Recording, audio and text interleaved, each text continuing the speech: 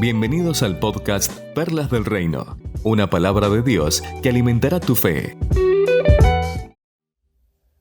Un día los fariseos se acercaron a Jesús y se sentaron a su alrededor, y al ver a algunos de sus discípulos comiendo sin lavarse las manos, le preguntaron: ¿por qué tus discípulos no siguen nuestra antigua tradición? Ellos comen sin antes realizar la ceremonia de lavarse las manos.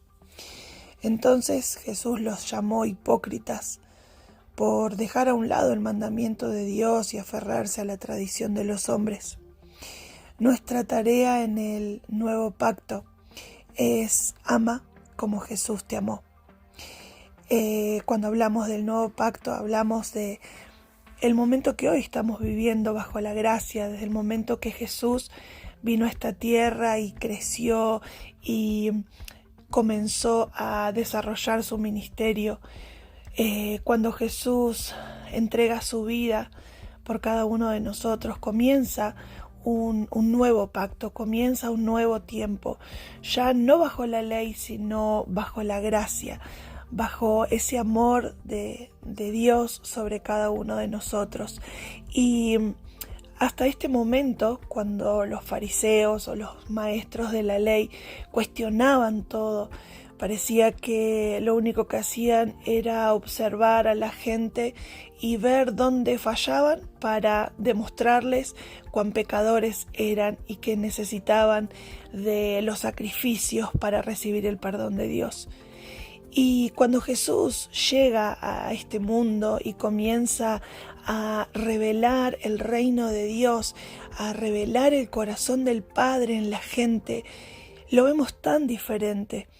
Jesús no señalaba los pecados de las personas, sino que les mostraba el camino para recibir perdón, para recibir una nueva vida, para tener la oportunidad de arrepentirse. Y así como los discípulos podían compartir con él y empezar a cambiar su manera de pensar, sus actitudes, porque ellos también eran judíos, porque ellos también venían viviendo bajo la ley, y no fue fácil para ellos cambiar ese chip, no fue fácil para ellos empezar a entender el reino como Jesús se lo estaba planteando. Era tan difícil cumplir la ley, uno parecía que nunca iba a llegar a esa perfección, nunca iba a llegar a esa salvación.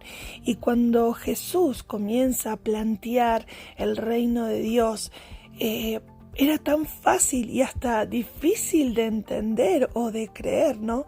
Pero nosotros hoy podemos amar como Jesús amó, podemos actuar como Jesús lo hizo, podemos dar nuevas oportunidades, podemos acercarnos a aquellos que se encuentran enfermos y ofrecer esa oración para que Dios pueda hacer un milagro, acercarnos a aquellos que están con un corazón quebrado y ofrecerles ese abrazo, ofrecerles esa esperanza de saber que Jesús está vivo.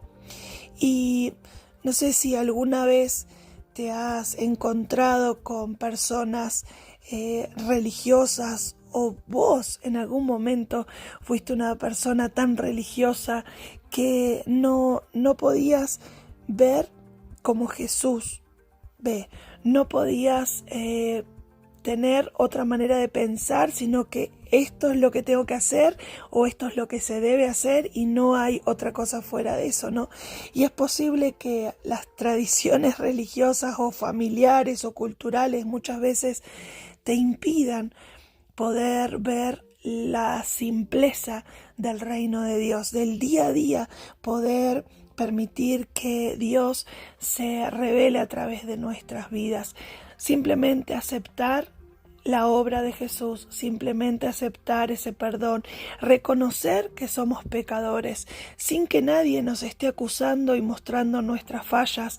Nosotros nos conocemos, sabemos cuáles son nuestros errores, sabemos cuáles son las áreas que debemos de cambiar, sabemos qué es todo aquello que debemos entregar para que Dios trabaje en nuestras vidas y podamos recibir salvación. El amor de Dios está tan cerca nuestro. Tenemos la oportunidad de descubrir a Jesús en los evangelios, en la palabra de Dios, ver cómo Él vivía, ver lo que Él hacía, cómo Él se conducía con la gente y aprender de Él. Él es nuestro ejemplo y hoy tenemos la oportunidad de imitar ese amor y no ser tan religiosos, sino permitir que el amor de Dios pueda ser a través de nuestras vidas. En este día te abrazo, te bendigo y deseo de todo corazón que puedas tener un excelente día.